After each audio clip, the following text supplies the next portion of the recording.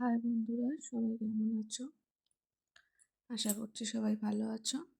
আজকে আমি লাইফ সায়েন্সের উপরে একটা লার্নিং ডিজাইন, প্রথম 10টা লার্নিং ডিজাইন নিয়ে চলে এসেছি।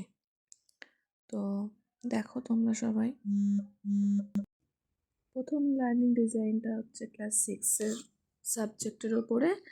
এটা হচ্ছে শিম্পাঞ্জি সাবজেক্টটা।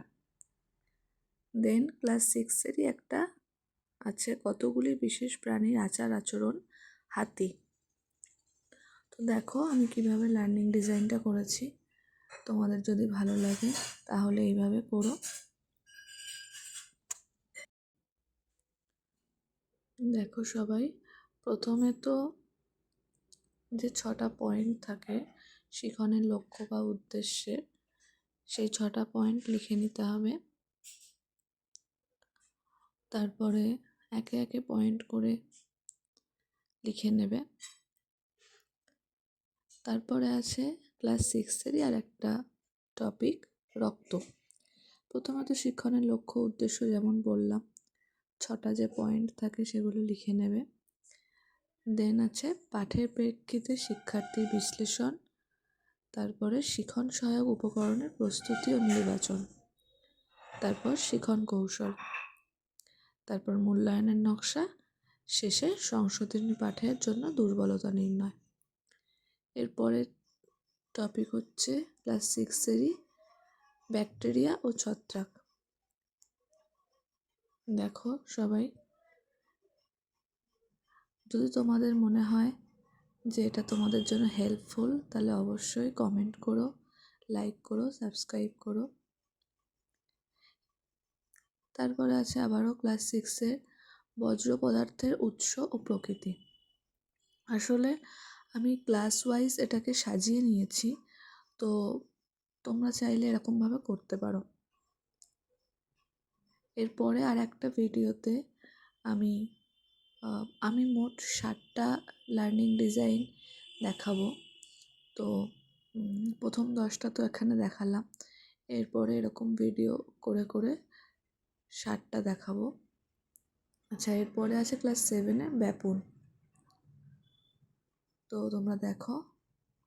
আর একটা ভিডিও আমি বানাবো যেখানে টপিকগুলো সূচিপত্র অনুযায়ী কিভাবে সাজাতে হয় সেটা তোমাদেরকে অন্য একটা ভিডিওর মাধ্যমে আমি দেখিয়ে দেব।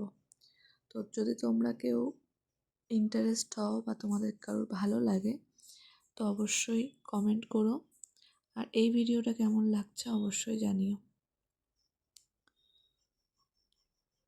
এরপরে আছে ক্লাস 7-এ পরাগ মিলন ও সমস্যা। ওই যে বললাম আমি ক্লাস ওয়াইজ সাজিয়েছি, তো প্রথমে ক্লাস 6-এর ছিল, দেন হচ্ছে ক্লাস 7-এর। আর এই যে সংশোধনী পাঠের জন্য দুর্বলতা নির্ণয়, এই দুর্বলতা নির্ণয়টা তোমরা তোমাদের মতন লিখতে পারো। আচ্ছা, প্রত্যেক ভিডিওর মতন এই ভিডিওতেও বলছি, প্লিজ ইগনোর করো আমার সাইডে যে সাউন্ডগুলো হচ্ছে, তো ইগনোর করে আমার ভিডিওটা দেখো কেমন লাগছে। আমি এরকম লিখেছি বলে যে তোমাদেরকে ডিটো এরকম সেম টু সেম লিখতে হবে সেটা নয়, তবে তোমরা এরকম টাইপের প্যাটার্ন করে লিখতে পারো। আবারও আছে ক্লাস 7-এর একটা টপিক, ফুল ও ফল। লার্নিং ডিজাইনটা তো বেসিক্যালি তোমরা কতটা জেনেছো আর তোমরা স্টুডেন্টদেরকে কতটা শেখাতে পারছো তার উপরেই বেস করে লার্নিং ডিজাইনটা করতে হয়। তো দেখো তোমরা সবাই,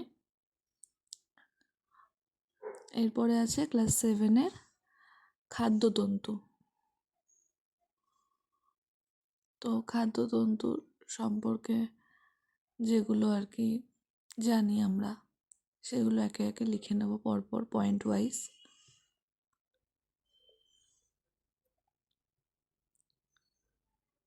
তোমরা দেখো, যদি ভালো লাগে অবশ্যই পাশে থেকো, জানিও, কমেন্ট করো। আমি চেষ্টা করব আরও নতুন নতুন কিছু দেওয়ার। এটা বেসিক্যালি 3rd সেমিস্টারের সাবজেক্ট লার্নিং ডিজাইন, তোমরা সবাই জানো। এখানে আছে ক্লাস 7-এর অঙ্কুরোদ্গম। আর এখানে প্রথমে যে ছকটা থাকে ওটা কিন্তু তোমরা অবশ্যই করে নেবে। বিদ্যালয়ের নাম, শ্রেণী, সময়, শিক্ষিকার নাম বা শিক্ষকের নাম, তোমরা যারা প্র্যাকটিকামটা করছো তাদের নাম।